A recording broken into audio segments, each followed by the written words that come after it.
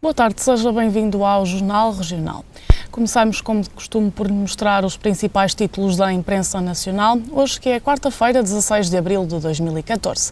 E vamos já então espreitar a primeira página do Jornal de Notícias. Industrial de Vizela confecciona cascóis para o Mundial, uma reportagem para ler hoje no JN. Hoje joga-se a segunda mão das meias finais da Taça de Portugal Rio Ave Braga e Benfica Futebol Clube do Porto são os encontros desta noite. No Rio Ave Braga, passaporte para o Jamor vale acesso à Liga Europa. No Benfica Futebol Clube do Porto, clássico divide casal na bancada. Aqui um conhecido casal. Ela é adepta do Futebol Clube do Porto e ele do Benfica. Luizão está KO e Quaresma faz peito à taça. Em manchete, Governo emagrece ministérios e empresas públicas, cortes suaves antes de atacar salários e pensões. É o que dá a entender Pedro Passos Coelho na entrevista de ontem à SIC, de cerca de uma hora, aqui a afirmar que não há nenhuma promessa de baixar o IRS. Noutros títulos do JN de hoje, na sociedade, desemprego e não só, crise financeira trava processos de divórcio.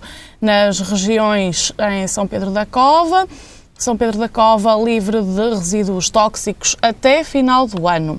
Em Vila do Conde, pescador resgatado de barco em chamas a 5 milhas da costa. E no que toca à segurança, 11 burlões estão em tribunal, usam arrumador para comprar casas. Ajuste de contas, espanhol cadastrado baleado numa perna junto ao Rio Minho. E nas artes e vidas, 6 mil portugueses passam o dia a olhar para os aviões. São os plane spotters. Vamos agora ver o que nos traz o Jornal Público. Solução permanente para salários e pensões conhecida até dia 30. O Governo reduz medidas de austeridade para 2015 em 1/3 e concentra esforços nos cortes dos ministérios. Noutros títulos do Público de hoje, hospitais poderão concentrar serviços em casos pontuais.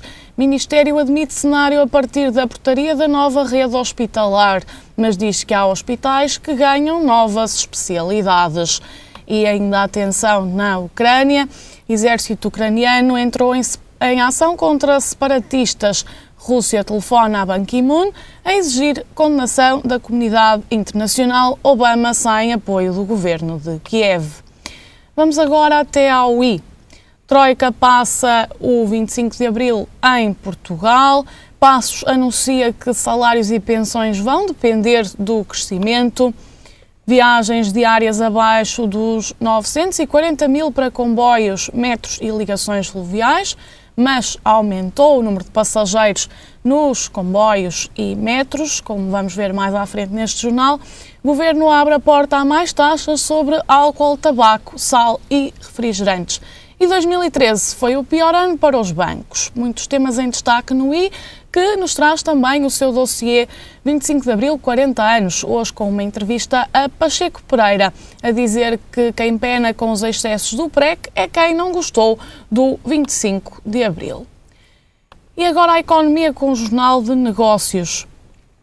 Fatura do gás aumenta 19% durante o período da Troika. Em grande destaque, o Governo promete reduzir déficit com reforma do Estado. Passos Coelho diz que não há nenhuma promessa para baixar o IRS em 2015. Nova fórmula deve afetar mais pensões anteriores a 2008 e o Governo pondera taxa sobre sumos, sal, álcool e tabaco. Aqui na imagem a Ministra das Finanças, Maria Luísa Albuquerque, que ontem anunciou cortes de 1,4 mil milhões de euros. Noutros destaques, banqueiros infratores vão pagar coimas até 10 milhões de euros e Jardim Gonçalves pagaria 10 vezes mais com o novo regime. Agências de rating deviam agir perante boas notícias, é o que diz Miguel Ferreira, professor da nova BSE. Na lateral do Jornal de Negócios, menos poupança, mais BMW, o modelo antigo voltou? Fica a questão no ar, a resposta hoje no Jornal de Negócios. Finalmente vamos ao desporto com o jornal O Jogo. Hoje à noite joga-se o Benfica Futebol Clube do Porto, da segunda mão das meias-finais da Taça de Portugal. Acesso à final da Taça vai passar pelos pés dos artilheiros. Aqui na foto, Jackson Martínez, que é o único no mundo a ter marcado em 6 provas esta temporada, e também Rodrigo, o maior desbloqueador de resultados dos encarnados. Entre os destaques na antevisão do clássico, Feiza está nos convocados, mas não se sabe ainda se estará apto, ele que conta com alguns problemas musculares. Quaresma, Danilo, Reyes e Herrera estão de volta ao 11 dos Dragões. E noutros destaques, no Sporting, tem a melhor média dos últimos 19 anos em Alvalade. Leonardo Jardim bate antecessores aos pontos. Ingleses colocam William Carvalho no United por 5 anos. Hoje também se joga outra partida da segunda mão das meias-finais da Taça de Portugal. É no Estádio dos Arcos, o Rio Ave Braga. É o duelo pela última vaga europeia. Presença na final da Taça vale o acesso às provas da UEFA. Do lado do Rio Ave, no Espírito Santo, tem os habituais titulares de volta. Quanto aos arsenalistas, foi convocado todo o plantel por Jorge Paixão. E no Estoril, a equipa sensação João Pedro Galvão marcou o golo que confirmou a Liga Europa. Ele diz que esta temporada está a ser quase perfeita para os canarinhos. E eram então estes os temas que tínhamos para lhe mostrar na imprensa nacional desta quarta-feira, 16 de abril. Até ao fim deste mês, o país vai conhecer a solução duradoura que substituirá no futuro os cortes extraordinários nas pensões. A promessa é do Primeiro-Ministro. Em entrevista à SIC, Pedro Passos Coelho deixou também a garantia de que essa solução vai ser indexada a aspectos da demografia ou ao ritmo de crescimento da nossa economia, e deu ainda a entender que a penalização imposta pela nova medida será menor do que a atual. Passos Coelho afirmou também que admite desonerar salários e pensões em 2006, isto é, libertar de impostos e contribuições extraordinárias, mas apenas tendo em conta o que esses rendimentos eram em 2011, antes do resgate. A possibilidade de descongelar as carreiras na função pública foi igualmente avançada por Passos. Já para os trabalhadores do setor privado, más notícias. É impossível aumentar salários acima da produtividade. Em relação ao IRS, só começará a baixar quando se eliminar o déficit. Quanto às prestações sociais, o objetivo é introduzir um teto ao volume de prestações que o Estado pode transferir para os cidadãos. No seio da oposição, fica a ideia de que os cortes provisórios estão a tornar-se definitivos. Os partidos acusam o Primeiro-Ministro de ser insensível à pobreza e de estar fixado em números. E vamos agora seguir com a atualidade regional. A CP vai deixar de cobrar os 50 cêntimos para quem transporte mais do que uma mala nos comboios urbanos do Porto. A medida teve início em fevereiro e estipulava que cada passageiro só poderia levar uma mala ou similar. 2 meses depois, e por não ter sido aplicado qualquer tipo de taxa durante o período de testes, a medida caiu. A empresa ferroviária entende que já conseguiu o seu objetivo, uma maior sensibilização dos clientes dos comboios urbanos do Porto sobre a forma de transporte das suas bagagens. A rede de comboios urbanos do Porto foi a escolhida porque, segundo a CP, era neste serviço que acontecia com frequência o transporte exagerado de bagagem, o que levantava grandes dificuldades na circulação dentro das carruagens em hora de ponta. A Fundação Casa da Música alertou no relatório e contas relativo ao ano passado que o modelo atual é insustentável caso permaneçam os cortes de financiamento por parte do Estado que estão em vigor desde 2011. A instituição apresenta pelo 2º ano consecutivo um resultado líquido negativo, tendo sido registados no ano passado 1,7 milhões de euros negativos, apesar do aumento do número de eventos, dos espectadores e do preço dos bilhetes. Foi lembrado que a validade do plano de atividades esteve posta em causa há 2 anos, quando foi confirmado que o Estado não iria assumir o apoio financeiro de 8 milhões de euros, mas apenas de 7 milhões. O objetivo traçado para 2014 é limitar o resultado líquido negativo do exercício ao valor das amortizações e provisões, no que seria uma melhoria de 1,2 milhões de euros face a 2013. A Câmara Municipal de Gaia assinou esta semana um contrato de financiamento comunitário de quase €1 milhão destinado à valorização de equipamentos desportivos, à construção de uma loja interativa de turismo e à realização de um evento de verão. O presidente da Câmara Municipal de Gaia, Eduardo Vítor Rodrigues, diz ser um incentivo importante que tentou aproveitar as verbas do anterior quadro comunitário. As verbas em causa destinam-se a tornar ecoeficientes vários equipamentos desportivos do município, 3 pavilhões, uma piscina e um estádio. Será ainda realizada a construção da loja interativa do turismo, orçada em cerca de €340 mil no Cais de Gaia. O empreendimento funcionará também como espaço de exposições. Foi também aprovada a comparticipação de €70 mil do programa ON2 para a realização do evento de verão Gaia World Music, que vai permitir enaltecer o vinho do Porto, as instituições de Vila Nova de Gaia, o centro histórico e a zona urbana. Ainda sem data específica, o Gaia World Music decorrerá no verão, numa lógica que começa com o São João, continua no São Pedro, passa pelo Marés Vivas, chega ao Gaia World Music e depois seguirá durante o mês de agosto com a animação de praias. Como referimos há pouco na revista de imprensa, joga-se hoje a segunda mão das meias finais da Taça de Portugal. O Benfica recebe o Futebol Clube do Porto no Estádio da Luz e o Braga desloca-se ao Estádio dos Arcos para defrontar o Rio Ave. E por isso mesmo temos Cancela Moura para fazer a antevisão destes dois jogos. Boa tarde, Cancela. Bem-vindo ao Jornal Regional, uma vez mais. Vamos começar com o clássico. O Benfica está confiante, está moralizado, perto de se sagrar campeão nacional, mas há 21 anos que não vence por 2 vezes no mesmo ano civil o rival Futebol Clube do Porto. Do outro lado, temos uma questão de honra para os Dragões, não é? Uma época desastrosa. É verdade que o jogo aparece numa altura do ano em que o Futebol Clube do Porto via neste jogo pelo menos uma forma de salvar a época, e é mesmo isto que efetivamente poderá acontecer se o Futebol Clube do Porto conseguir ter êxito na deslocação à Luz. Esta época correu muito mal, o Futebol Clube do Porto está numa grande irregularidade, vai disputar, aliás isto tem alguns condimentos que podem contrariar as estatísticas que a Rita referiu. Este ano o Benfica, e este é o primeiro de 3 jogos que vão acontecer no próximo mês e meio entre o Benfica e o Futebol Clube do Porto, porque o Benfica depois disputará também ainda uma partida para as meias finais da Taça da Liga com o Futebol Clube do Porto, que é no dia 27, e depois julgo que no dia 11 de maio, salvo erro, será o último jogo do campeonato entre o Futebol Clube do Porto e o Benfica. Portanto, existem aqui algumas questões que estão resolvidas. Penso que a questão desse jogo, o último do campeonato, não terá o interesse em termos de competitividade que tem, por exemplo, esta partida e a próxima para a Taça da Liga, mas como disse, o Futebol Clube do Porto terá que apostar tudo, absolutamente tudo, neste clássico para poder levar de vencida o Benfica. Ao contrário do que algumas pessoas vão vaticinando, o facto do Benfica estar neste momento favorito ou uma vitória não significa absolutamente nada.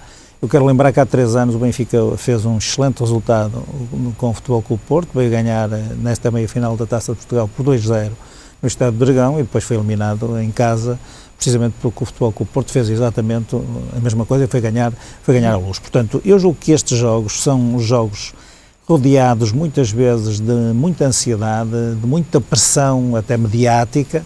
Por exemplo, começou logo pela nomeação de Pedro Proença, está rodeado de uma grande polémica.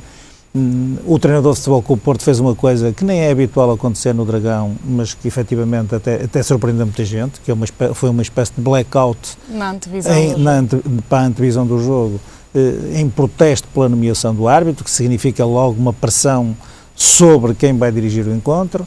O Futebol Clube do Porto, no entanto, está na sua máxima força, treinou à porta fechada, quer dizer, há aqui um conjunto de sinais que de facto revelam que o Futebol Clube do Porto tem que encarar com muita ansiedade, com muita seriedade este jogo, no sentido de salvar a época. Por outro lado, o Benfica julgo que estará numa maior descompressão, é verdade.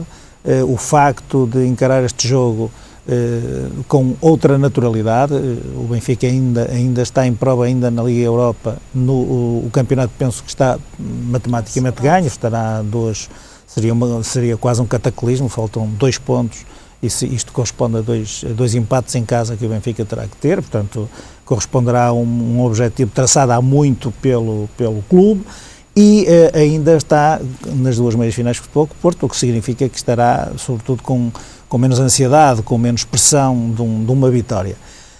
Por outro lado, julgo que o Benfica poderá jogar um bocadinho condicionado, porque a dupla Luizão e Garay provavelmente irá desfazer-se neste jogo uma vez mais. Tem sido uma parede defensiva muito importante para o Benfica, porque provavelmente teremos Jardel. O Luizão, o Feiza também estaria em dúvida com o Ruben Amorim, o que significa que poderão condicionar a composição da equipa do Benfica, mas também é verdade que o Benfica esta época tem feito uma gestão de plantel muito grande e tem tido uma rotatividade de 5, 6, 7 jogadores entre todas as provas, o que significa que efetivamente isto também poderá não ser um óbice muito grande, portanto, à composição do 11 que irá hoje defrontar o Futebol Clube do Porto. Portanto, vamos ter aqui um jogo que eu diria com todos os condimentos para ser um grande clássico, e esperemos que efetivamente isto se possa refletir sobretudo nos aspectos mais positivos, que é no fundo o confronto revelar-se num grande espetáculo e no fundo quer uma equipa quer outra poderem dar o seu melhor no sentido de obterem o resultado final. Eu ia falar do André Almeida, com o Ruben Amorim lesionado e Feiza em dúvida, o André Almeida será. Sim, o André Almeida tem sido uma curiosidade, mas foi utilizado no início da época, e agora com estas sucessivas lesões, primeiro de Silvio e agora com Feiza, tem sido utilizado com alguma regularidade. Penso que também por causa da rotatividade que Jesus tem dado ao plantel. E tem correspondido, ele tem jogado com alguma polivalência, porque neste momento tem sido chamado a funções de meio campo que efetivamente já tinha desempenhado, mas de facto o André Almeida acaba por ser uma promessa de épocas anteriores, que agora se vai afirmando, não no 11 inicial, mas como um jogador com alguma regularidade, que pode de facto pela sua maturidade, ou com a maturidade que tem ganho no plantel do Benfica, ser um elemento sobretudo interessante, sobretudo no investimento que o Benfica tem feito nos jogadores portugueses.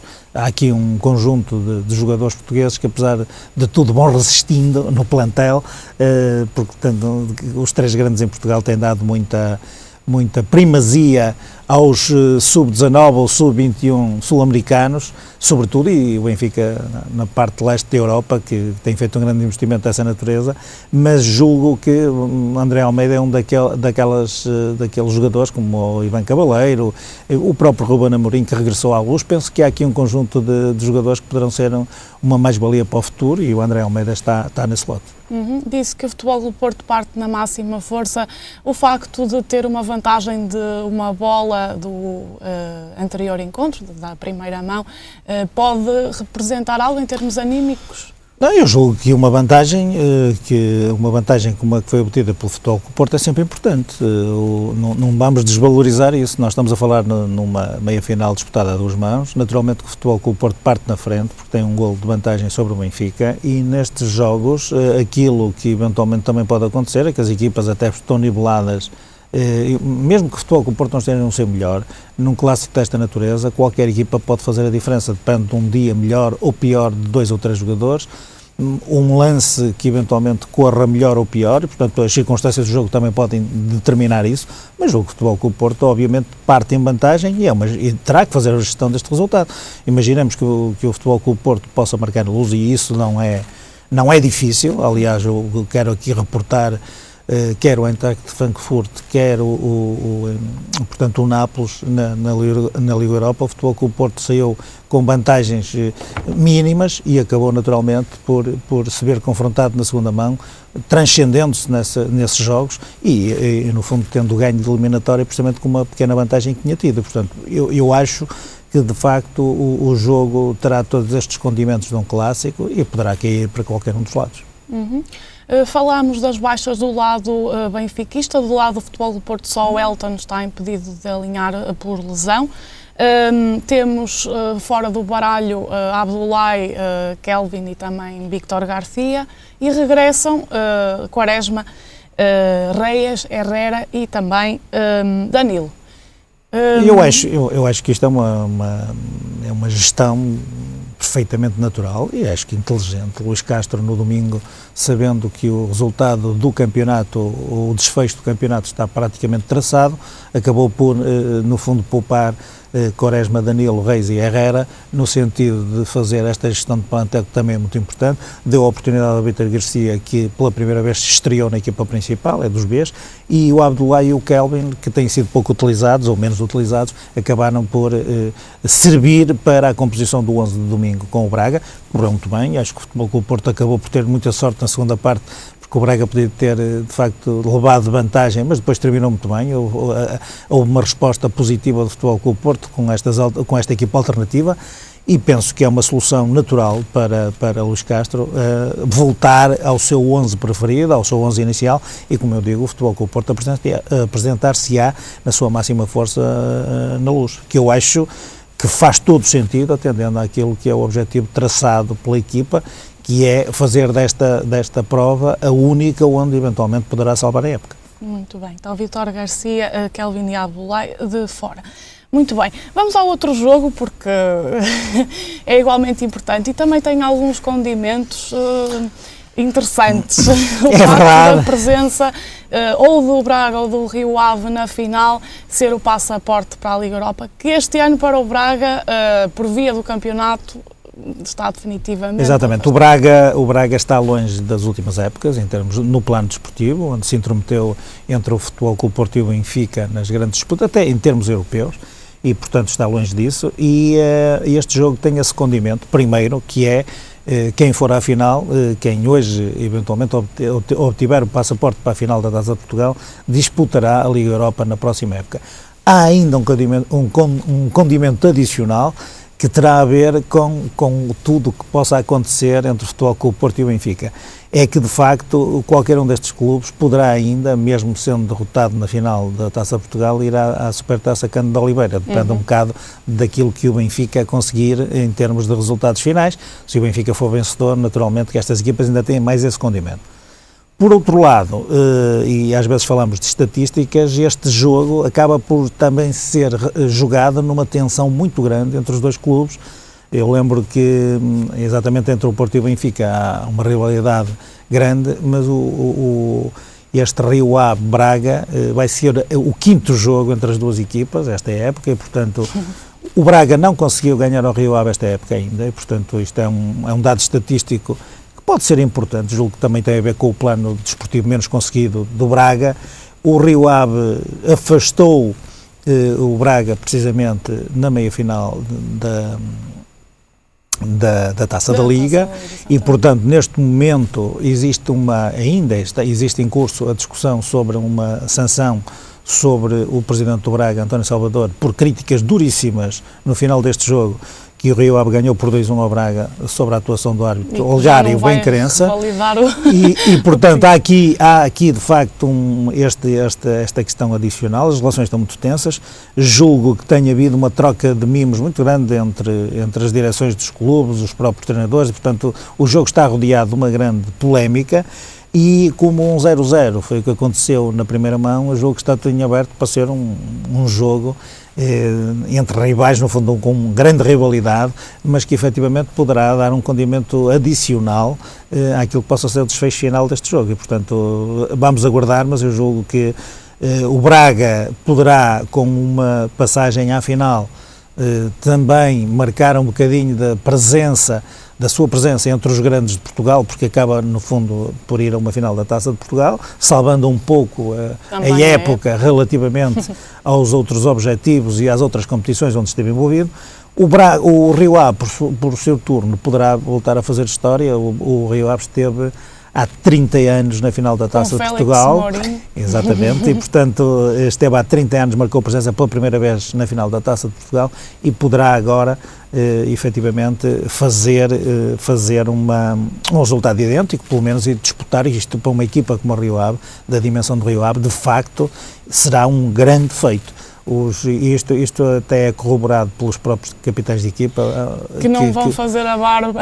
Não, o Tarantini tem feito, porque em 84 houve uma curiosidade, os jogadores do Rio Ave a equipa acabou por não desfazer a barba, enquanto não atingissem os seus objetivos, e portanto também este ano Tarantini deixou a barba crescer até, eventualmente é uma superstição, penso que pela positiva, uma promessa que fez para eventualmente alcançar a final nos mesmos termos que aconteceram há 30 anos atrás, é verdade. Mas ele não deixa de referir, e isso é que é importante, que isso será, ou provavelmente será o jogo da sua vida, porque o Rio Ave naturalmente tem sido um clube modesto, tem vindo muitas vezes à Primeira Liga, já nos estamos habituados a ver, e tem feito uma época fantástica. Acho que o Nuno Espírito Santo tem feito um excelente trabalho à frente da equipa, com todos os poucos recursos que tem a equipa, mesmo do ponto de vista do próprio plantel, que é extremamente limitado, muitos jogadores portugueses, portanto há ali um trabalho muito bem conseguido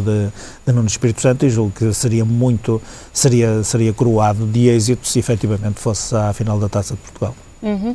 O Braga já ganhou uma vez, foi em 66.